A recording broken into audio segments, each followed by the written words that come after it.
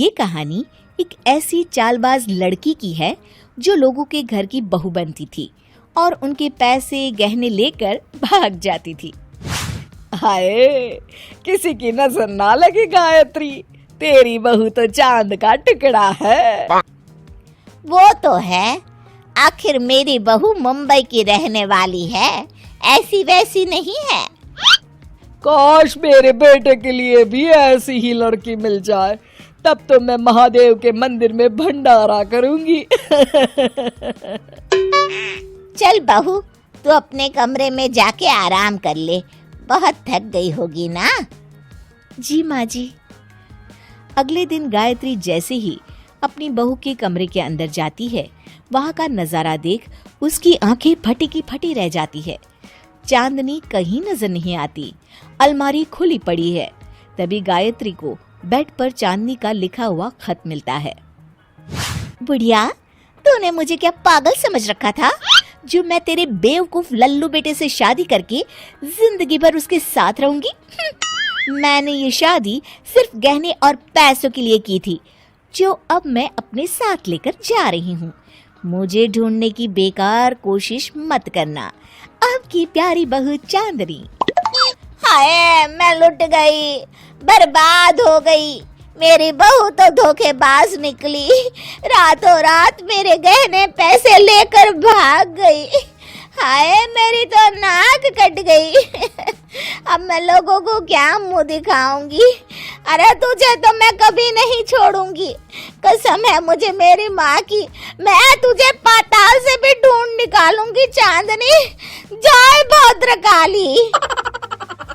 दूसरी तरफ चांदनी railway station पर बैठी पैसे गिन रही होती है। तब चांदनी का नकली भाई कहता है, ये दुनिया ना एक सुपरमार्केट की तरह है। जब तक इस मार्केट में सुंदर बहू की डिमांड रहेगी, तब तक हमारा बिजनेस ऐसा ही चलता रहेगा। लड़के की शक्ल चाहे राजपाल यादव जैसी ही क्यों ना हो, लेकिन बहू तो सबको दीपिका कैटरीना जैसी ही चाहिए। अब मैं चली दिल्ली अपने अगले शिकार की तलाश में। इस तरह वे दोनों अलग अलग शहरों में जाकर लोगों को बेवकूफ बनाते और उनको ठग लेते। देखो माँ, मैंने अपनी शादी का इश्तिहार अखबार में दे दिया है। अब तुम देखना, तुम्हें एक सर्वगुण संपन्न बहू मिल जाएगी। तभी दरवाजे की घंटी बजती है। दरवाजे पर चांदनी अपने भाई के साथ मौजूद होती है। नमस्ते, आपका नाम विशाल है? जी हाँ, लेकिन आप कौन हैं? जी, आपने अपनी शादी के लिए अखबार में जो इश्तिहार दिया था ना, वो मैंने पढ़ा। मुझे ना आपका प्रोफाइल बहुत पसंद आया। मैं अपनी बहन की शादी आपसे करवाना चाहता हूँ।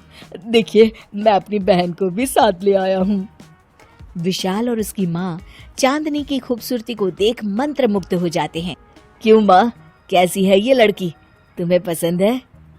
अरे कुछ मत पूछ बेटा, ये तो चांद का टुकड़ा है। इतनी सुंदर लड़की तो मैंने आज तक नहीं देखी। इस तरह विशाल की माँ चांदनी को अपनी बहू बनाने का फैसला कर लेती है और दोनों की शादी की तैयारियां शुरू हो जाती है। क्या जी, आपने मेरे लिए इतना मामूली और सस्ता हार पसंद किया? अरे जरा इसके डिजाइन तो देखो, आजकल लोग इसे ही सबसे ज्यादा खरीदते हैं। खरीदते होंगे जी, मुझे क्या, लेकिन मैं तो हमेशा अपने स्टैंडर्ड के ही गहने पहनती हूँ। आखिर शादी में लोग मुझे इस मामूली हार को पहने देखेंगे तो क्या सोचेंगे?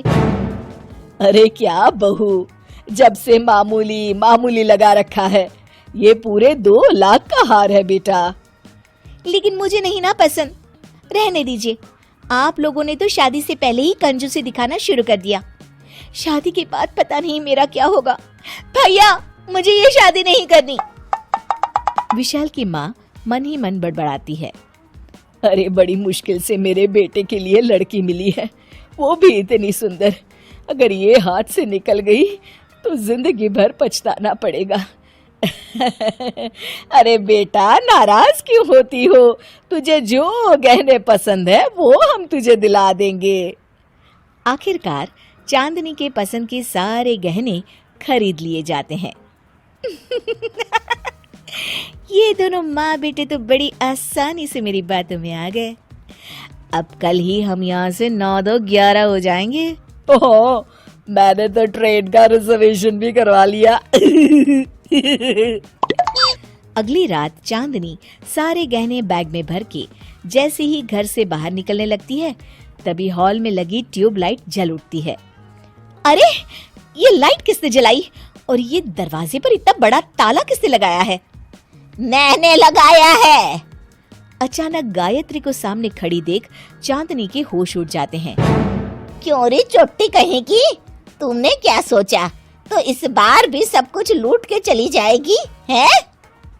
हमें तो तुझ पर पहले ही शक हो गया था। हम तो तुझे रंगे हाथों पकड़ना चाहते थे। अपना भांडा फूटता देख चांदनी घुटनों पर आ जाती है। अरे मर गई रे, ये क्या हो गया? आप लोग मुझे माफ कर दीजिए। माफी तो अब तो पुलिस से मांगना। बाहर खड़ी पुलिस तेरा इंतजार कर रही है, अब तेरी खैर नहीं। अब मेरा क्या होगा?